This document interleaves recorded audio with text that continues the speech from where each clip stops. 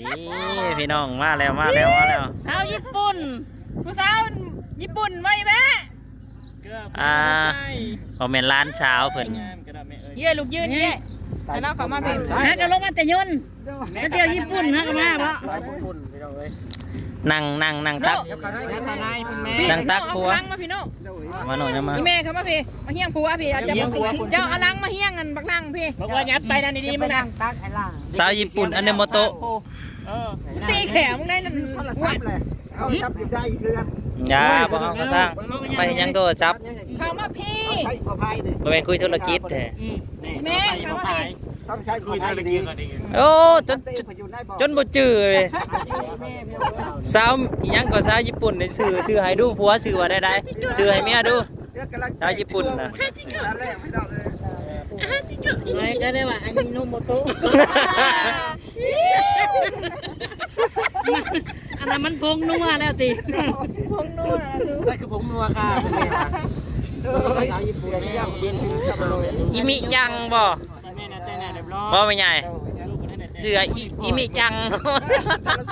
ภาษาญี่ปุ่นสาวญี่ปุ่นสาวอิมิจัง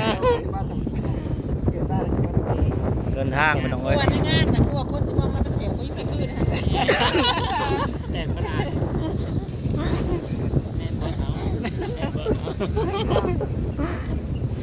ให้ที่นี่เลยให้คนเดินตรงนะทงก็แห้งก็ไม่เนาะโอ้ยก็คุณเอาตุ๊กตาขังจะบ่นะนะรถปั๊บมันมีได้ปั๊บนะจะสีว่าสีขาวดำสีขาวดำขาวดำ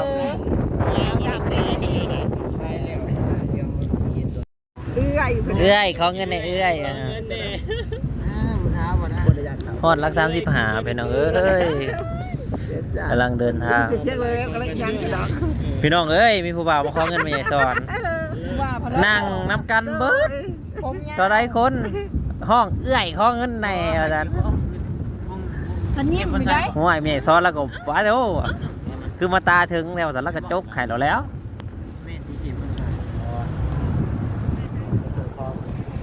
ชอบเมื่อกี้ดูมีอะไร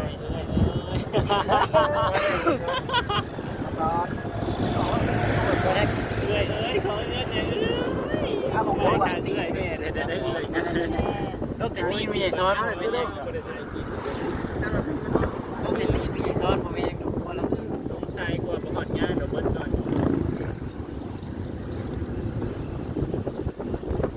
อาการหิวข่าวตีป่ะเนี่ย บ่แล้วปะกิน แรกกินข้าวเช้าแล้วฮะปลาตัวกินกับบอกกินยากว่ามันมาจากสเต็กแหละแต่ว่ามันที่ทองไปทองมันเวลาจะมาจมหิว ลุงช่วยช่วยมันจะเก่าหน้าขอบอกไว้ก็ยังว่าเข่าซิงซ่องเดือนนะมา3,000มันแพง4 โมงเขากินข้าวเช้าอันนั้น4 โมงมันคือนี่ดับเบิลลงไปซิงซ่องกันเลยตอนนี้อยู่รัก35ลูกไปหาเอาสติ๊กเกอร์ป่ะเกิดกระปั้นมันเดี๋ยวตะลี่ขึ้นแล้วเลย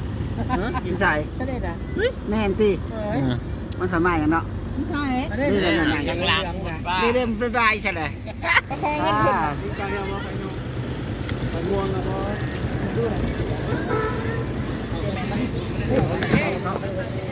พอรัก35ไปหน่อย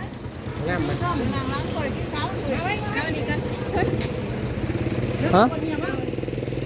นี่ยังอยู่ใช้ไปตู่นะแมนไอ้ปลาแดกบ้านเฮานะโว้ยหวานๆแบบนัวๆเนี่ยมันก็คักปัญญังแล้ว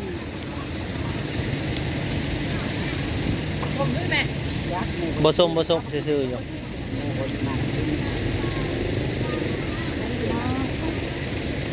ยังบ่ทันฮอดง่ายแล้วพี่น้องมาจอดจนกิโลเมตรชมวิวตอนนี้ทางกระครึ่งทาง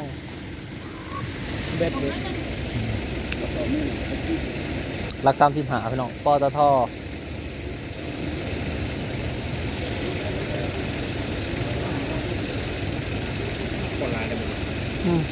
จิ๊บหายจะแนมบุก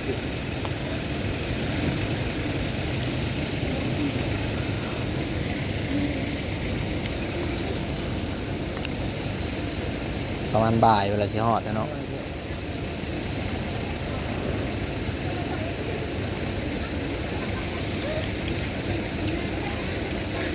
ผู้คนใส่แว่นเนาะขมือในบ่มีจะ ตร เบิ่ ง ง เดิมก็อยากได้จะได้ตรงเดิม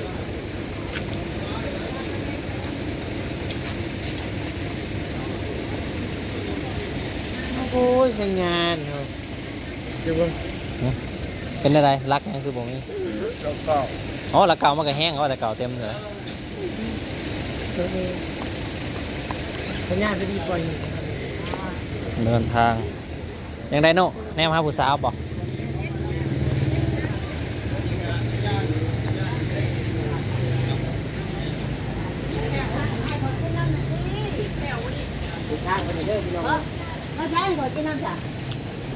ก่อนหน่อยนะกินยังก่อนหน่อยนะ สบายดีพี่น้องเครื่องรถมาทุกทาง ขายท่วงรถ รถไงบายบายรถกันหน่อยบอก เว้ บาย ย บาย น้องมาให้กัน เก็บมือไว้เลยรถกันหน่อยบอกบายบาย เนื้อน้อยมาให้เอ้ยท่วงแต่รถใหญ่แล้วรถใหญ่แม่เพิ่นว่าไปเอ็นเศร้านี่ท่วงรถใหญ่แล้วบอกว่ากี่ปุ่นว่าจะอัดดัง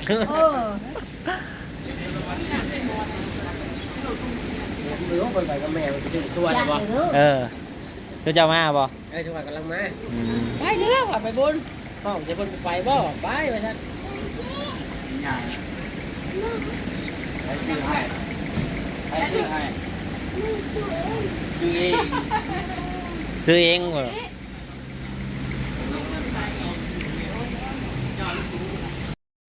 การเดินทางทางไกลซะเหลือเกิน แม่นสมควร 2-3 ชั่วโมง 3ก็จะสิ ครับเดินแหละประมาณ3ทุ่ม หมดแล้ว2-3 ทุ่มหมดแล้วจะฮอดทันวาหน่อยเอ้ย ก็พอเถอะกลับ3 โมงจะกลับดึกเถอะพอละ โอ้บ่ได้ดอก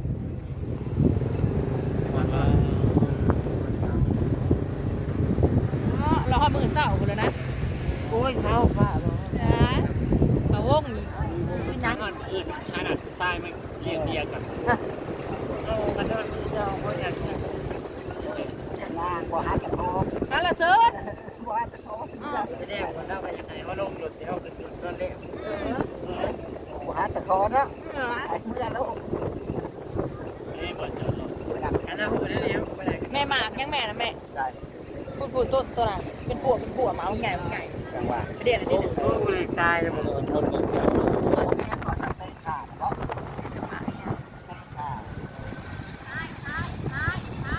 พี่เดี๋ยวเขาเจาะอาหารน้อยแม่เนาะพี่นี่เขาบอกให้เขาบอกเป็นดินเขาบอก ก็เห็นกำแพง เห็ดกระเพง ได้ยืน รวมเบิด ใหญ่เราเห็นได้ได้บ่เห็นได้เด้แกงเก่าว่าเจี๊ยบบ่าวนู้แล้วนี่มันก็ มันเก่าทั้งที่บอก น่าก็ฮอดไปน้องเอ้ยโอ้เฮีย ได้สามว่าจะบ่ขาย ฮอดแล้ว2 ปีที่แล้วคือมาพี่น้อง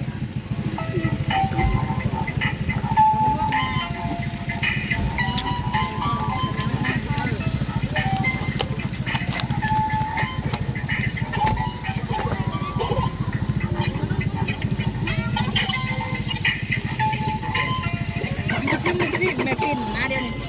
สิกินลูกซีดเป็นอย่างฮะลูกซีดมาตั้งกินกิน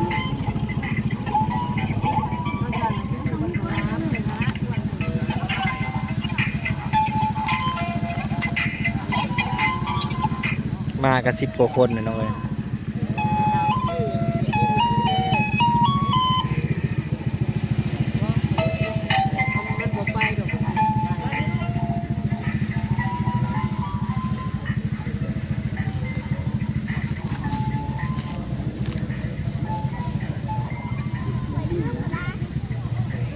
อาการสั่งบ่ได้ที่เลย เนาะมันเป็นอะไรจะไป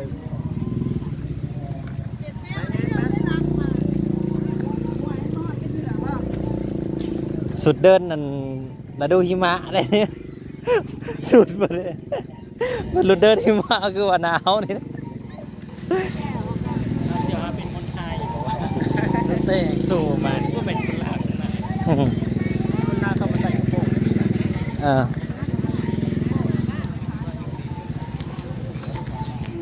หลีกรถเขาท่าพี่น้องเขาท่า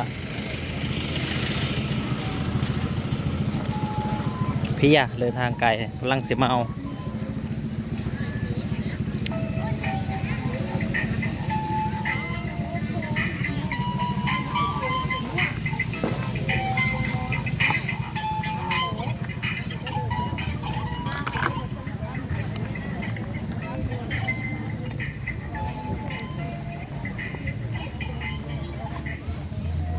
คนโบราณ รุ่นโบราณ นำกันย้อนคำเพราะว่าจังสิมีคนตอนแรกเลิก บ่เรียนเนี่ยแม่บ่ได้หลายคนน่ะเรียนนี่มันขึ้นกันเดี๋ยวสิหาก็ถ่ายรูปส่งมาให้เบิ่งเด้อซื้อดอกไม้บ่ดอกไม้แล้วบ่10,000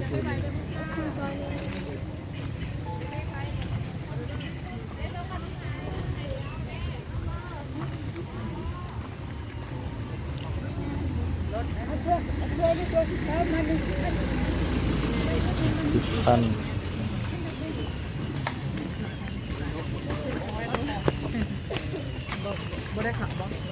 เดี๋ยวบอกไปไล่นกกระจามไปไล่ ไปผูกไว้ให้มันบินเนี่ยบ่ นี่แหละครับมาต่อได้ใช้ได้ไงไม่ อันก่อนไหมนี่ มาเอาอันนั้นคือขั้นเราคืออันคืออันแล้วก็ เข้างานไปน้องเว้ยเข้างานแล้ว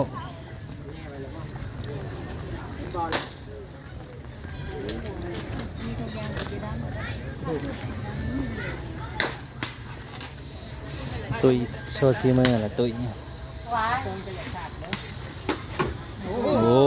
ย แห้งพอนะ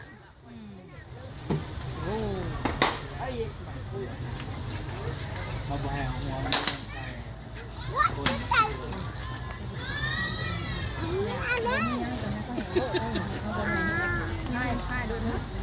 ถ่ายมาไปเขาเห็นโอ้ยเจนสิเหตุมันก่อนไม่ได้หนึ่งกับเขาเลย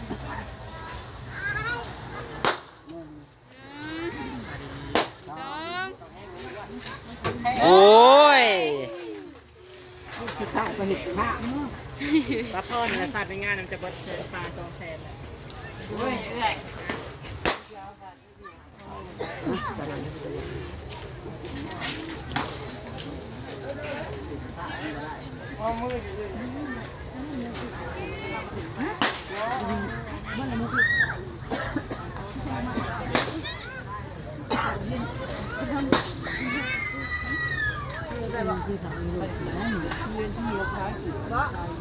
ที่ปวดทางใน ย่างคือมาห่อนแท้แหละตอนมากก็คือสีล่มสียังอยู่ คือจีนาพลสีโต มาก็คือไปจากสีละห่อนๆซะ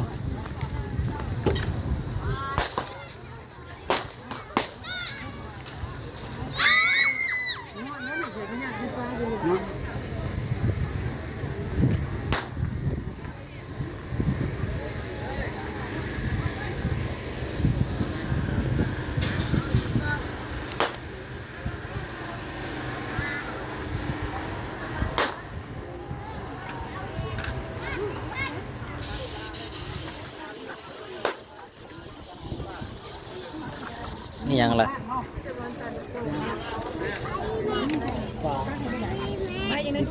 ตักนะบ่ให้อันแนวตักมันขาดไม้มันน่ะไม่ขาดแต่ว่าไฟตักเป็นยังได้เดี๋ยวค่อย กันเซียนเขาตักกันได้เนาะ ป้าเนี่ย ตักเอาเลยบ่ตักแล้วเอาปลาได้ไปนะ กันกระดาษมันขาดแล้วคือจบ ก็มัน มันใส่กระดาษนี่เขาจะแช่น้ำดูกันเปื่อยก่อนก็ต้องตักมีวิธีตัก บ่เล่นบ่หัน กระเล็ดแต่ว่าแม่ชอบกระดาษมันเปื่อยแน่มันสิเปื่อย เจ้าหน้าของกระดาษเปื่อยบ่ได้ซะ เอาจอกไปใกล้ ถ้าเป็น ๆลุ่ม อีแม่เนี่ยเอามือ ชวนใส่รถ มันมีวิธีเขาต้องตักอะไรเพื่อ ตีไว้ ถ้ามันถึงน้ำเพิ่มมันก็เปื่อยกระดาษไม่ละ10,000นี่กับ10,000 ที่ได้อีกอย่างเนาะ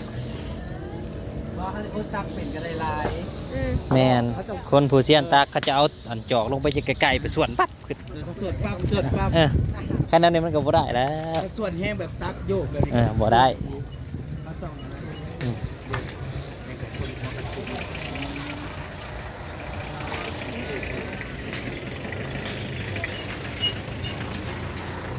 เลยเป็นหอดงานเลยไว้พอกันใหม่คลิปต่อไปเป็นอะไรขอบคุณทุกท่านที่เข้ามารับชมจังหวะกูได้พูดทางหนา